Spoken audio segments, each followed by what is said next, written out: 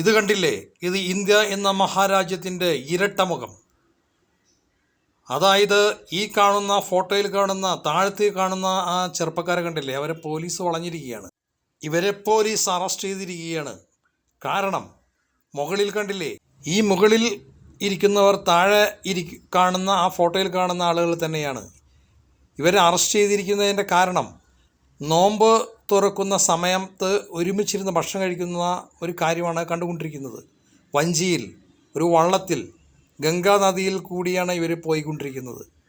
ഇതിൻ്റെ ഒരു കാരണം കൊണ്ട് ഇവർ ഈ വള്ളത്തിൽ സഞ്ചരിക്കുകയും ഗംഗാനദിയിൽ കൂടി സഞ്ചരിക്കുകയും അവിടെ ഇരുന്ന് ഭക്ഷണം കഴിക്കുകയും നോമ്പ് തുറക്കുകയും ചെയ്തപ്പോൾ ഗംഗാനദിക്ക് അശുദ്ധി ഉണ്ടായി, ഗംഗാനദി അശുദ്ധിയാക്കി എന്നും പറഞ്ഞിട്ടാണ് ഇവരെ അറസ്റ്റ് ചെയ്തിരിക്കുന്നത്. ഒരു സമുദായത്തിനോടുള്ള വർഗീയ വിദ്വേഷം വച്ചിട്ടാണ് ഈ ഉത്തരേന്ത്യൻ ഗവൺമെൻറ് ഇവരോട് ഇതുപോലെ പെരുമാറിയിരിക്കുന്നത്. കാരണം ലോകത്തെ ഏറ്റവും വലിയ ജനാധിപത്യ രാജ്യമായ ഇന്ത്യ, മതേതരത്വ രാജ്യമായ ഇന്ത്യ, ഈ ഇന്ത്യയിൽ BJP ഭരണം ആരംഭിച്ചു തുടങ്ങിയതിന് ശേഷമാണ് ഇതുപോലുള്ള വർഗീയ വിദ്വേഷങ്ങൾ അവർ അഴിച്ചുവിട്ടുകൊണ്ടിരിക്കുന്നത്. അത് എല്ലാ മേഖലകളിലും എല്ലാ സ്ഥലങ്ങളിലും അലയടിച്ചുകൊണ്ടിരിക്കുകയാണ് ഇന്ന്. ഇത് ഏറ്റവും കൂടുതൽ അനുഭവപ്പെട്ടുകൊണ്ടിരിക്കുന്നത് ഉത്തരേന്ത്യൻ രാജ്യങ്ങളിലാണ്. അവിടെയാണല്ലോ BJP ഭരിച്ചുകൊണ്ടിരിക്കുന്നത്. ഇതെല്ലാം കാണുന്ന കേരളത്തിലെ ജനങ്ങൾ വിഡ്ഢികളാവരുത്. ഇതുപോലെ തന്നെയായിരിക്കും നിങ്ങൾ അനുഭവിക്കാൻ പോകുന്നത്. നിങ്ങൾ ഗംഗാനദിയിലേക്കൊന്ന് നോക്കൂ. മൃതദേഹങ്ങൾ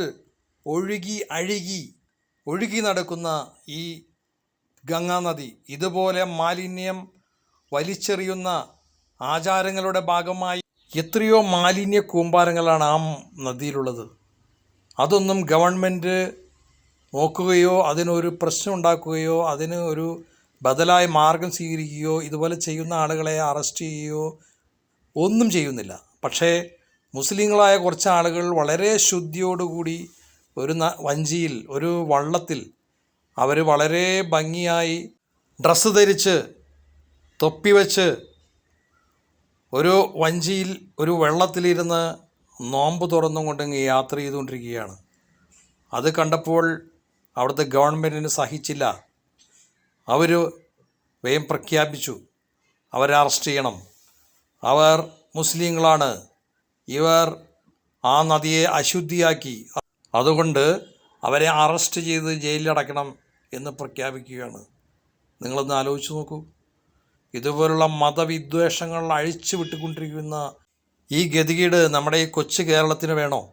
ഈ കേരളത്തിൽ എത്ര സമാധാനപരമായി ഇപ്പോൾ ജീവിച്ചു കൊണ്ടിരിക്കുന്നത്.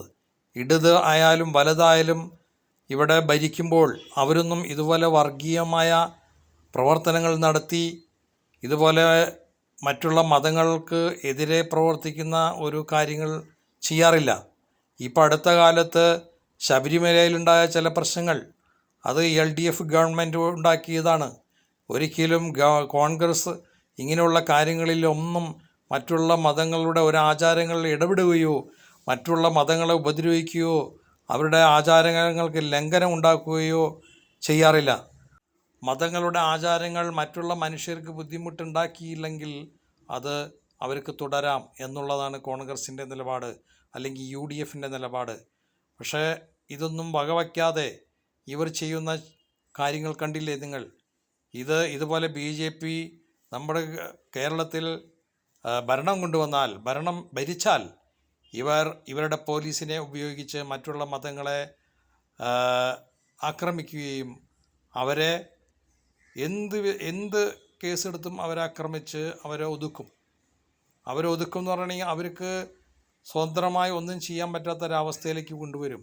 സംഘപരിവാരങ്ങൾ അഴിഞ്ഞാടും. ക്രിസ്ത്യൻ പള്ളികൾക്കും മുസ്ലിം പള്ളികൾക്കും ആപത്തുണ്ടാക്കും. അതുപോലെ ദലിതർക്കും ആപത്തുണ്ടാക്കും.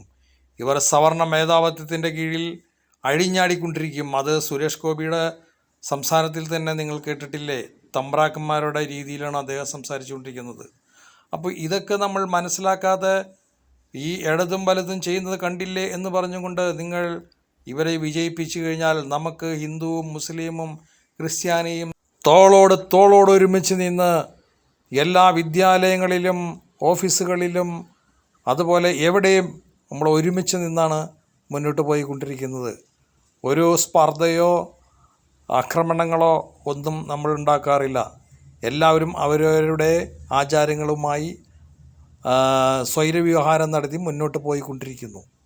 ഒരു പ്രശ്നങ്ങളും നമ്മുടെ ഈ കേരളത്തിലില്ല.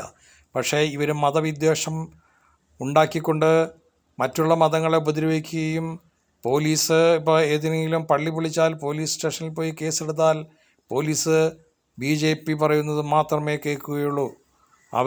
അവർക്കെതിരെ കേസെടുക്കില്ല. കഴിഞ്ഞ ദിവസം ഉത്തരേന്ത്യയിൽ കണ്ടില്ലേ, ഒരു വിദ്യാർത്ഥിയെ അവരുടെ കൂട്ടുകാരൻ നോമ്പ് തുറക്കാം എന്ന് പറഞ്ഞ് വിളിച്ചു കൊണ്ടുപോയി ആ കുട്ടികൾ ആ പയ്യനെ വെടിവെച്ച് കൊന്നു. എന്നിട്ട് അവൻ്റെ ഫാദർ വന്ന് ഇത് കണ്ടിട്ട് നെഞ്ച് പൊട്ടി കരയുന്ന ഒരു രംഗം നമുക്ക് സഹിക്കാൻ കഴിയില്ലായിരുന്നു. അദ്ദേഹം വിലപിക്കുകയായിരുന്നു.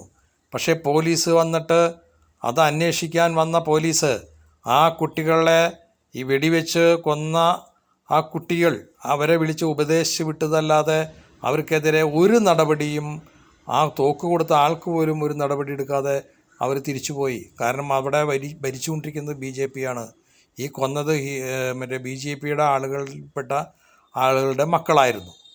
അതുകൊണ്ട് അവർ ചോദിച്ചില്ല, അവർ ഒരു കേസ് കൊടുത്തില്ല. ആ കൊച്ചിൻ്റെ ജീവൻ പോയി. ആ കുടുംബത്തിന് സഹിക്കാൻ പറ്റാത്ത സങ്കടവുമായി. എന്തു ചെയ്യും? ഇതുപോലെയായിരിക്കും കേരളത്തിലും BJP ഭരിച്ചാൽ. ഇവർ ആട്ടിൻ തോലിട്ട ചെന്നായ്ക്കളാണ്. പലതും പറഞ്ഞ് നമ്മളെ പറ്റിക്കും. എന്നിട്ട് ഭരണത്തിൽ കയറി കഴിഞ്ഞപ്പോൾ ഇവരുടെ സ്വഭാവം മാറും. ഇവർക്ക് ആചാരം മാത്രം മതി. രാജ്യത്തിൻ്റെ ഉയർച്ച ഒരിക്കലും ആഗ്രഹിക്കുന്നില്ല. നല്ലവരായ ഹിന്ദുക്കൾ ഇന്ത്യയിലുണ്ട്. ഭൂരിപക്ഷം ഹിന്ദുക്കളും BJPക്കാരല്ല. നിങ്ങളത് മനസ്സിലാക്കൂ. നിങ്ങൾ മനസ്സിലാക്കി മറ്റുള്ള മതങ്ങളുമായി നല്ല സഹവർത്തിത്വത്തോടുകൂടി ജീവിക്കണം. അല്ലെങ്കിൽ നമ്മുടെ ജീവിതം നശിച്ച് പോവും. കണ്ടില്ലേ, ഇതിൻ്റെ പേരിലാണ് ഇവർ അറസ്റ്റ് ചെയ്യപ്പെട്ടത്. നിങ്ങൾ മനസ്സിലാക്കണം.